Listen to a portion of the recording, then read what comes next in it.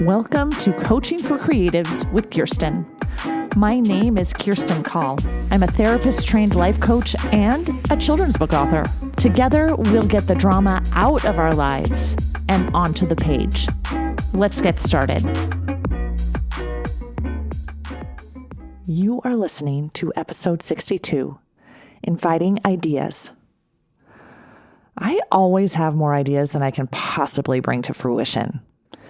Whenever I collaborate with someone, I usually come up with 20 horrible, terrible, no good ideas to every one of their really good ideas. My brain loves to bounce from one idea to the next, which is why I'm in the process of writing dozens of manuscripts from all the kidlit genres: board books, rhyming picture books, prose picture books, chapter books, middle grade, YA, novels and verse. But really good ideas are so exciting. How do we find them? I like to think about it inviting ideas in, being open and attentive, intentional about creating. So let's talk about some ways to invite ideas into our lives. Number 1, pay attention. Many of my ideas come from small little details I've noticed in nature or in my children or from a podcast or television show or a book I've read. As you live your life, notice the story ideas that start to emerge. Number 2, ask questions. Curiosity leads to ideas and learning and more ideas. When we ask questions, we open our minds to new things, and ideas are the seeds of new things, aren't they? Number 3, let your mind wander. Daydreaming is a wonderful way to come up with ideas. Especially as a writer or visual artist, our minds are our most powerful tools when it comes to ideas. And frankly, pretty much everything, right? So daydream, daydream, daydream, which leads me to number 4. Write it down. Ideas tend to disappear if we don't write them down. I have a small little notebook I bring with me always, just in case inspiration strikes. You can take notes in your phone. I also have Aqua Notes, a waterproof paper and pencil in my shower for those moments when an idea comes in the shower. Tara Lazar runs an idea challenge every January called Story Storm, where you are challenged to come up with one story idea every day and write it down. 30 ideas in the month of January.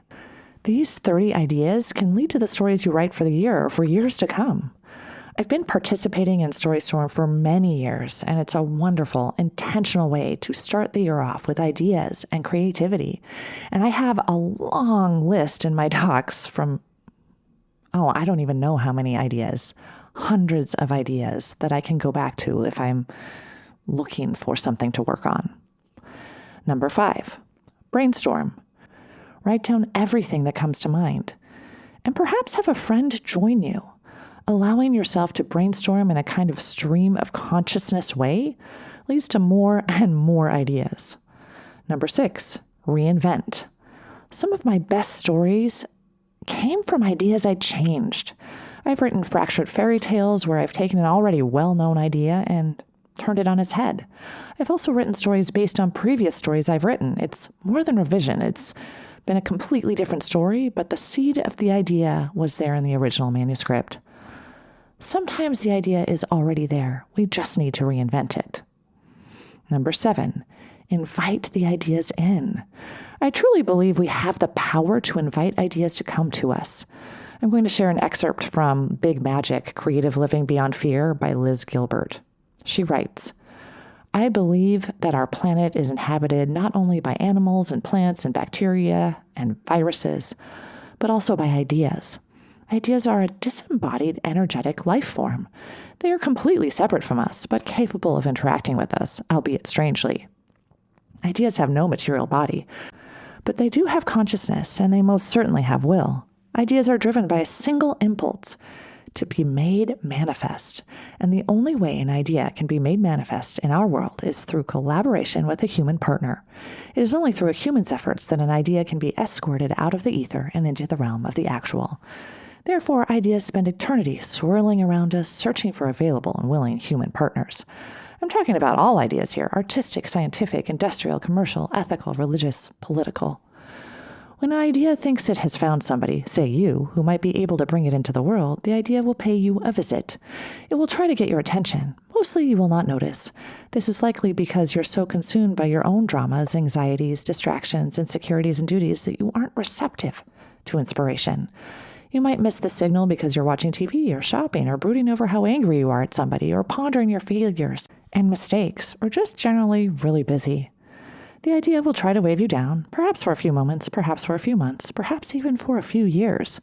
But when it finally realizes that you're oblivious to its message, it will move on to someone else. But sometimes, rarely, but magnificently, there comes a day when you're open and relaxed enough to actually receive something. Your defenses might slacken and your anxieties might ease, and then magic can slip through. The idea, sensing your openness, will start to do its work on you. It will send the universal physical and emotional signals of inspiration.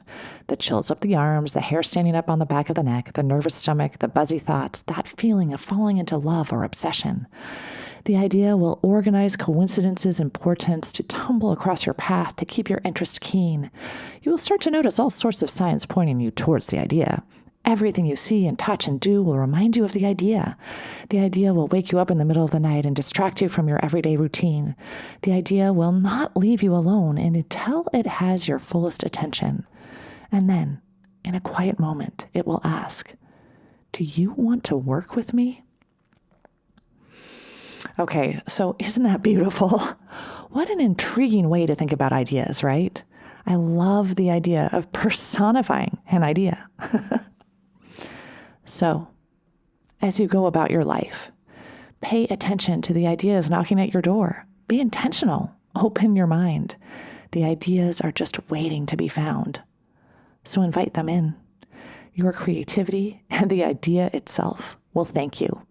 Until next time, keep smiling.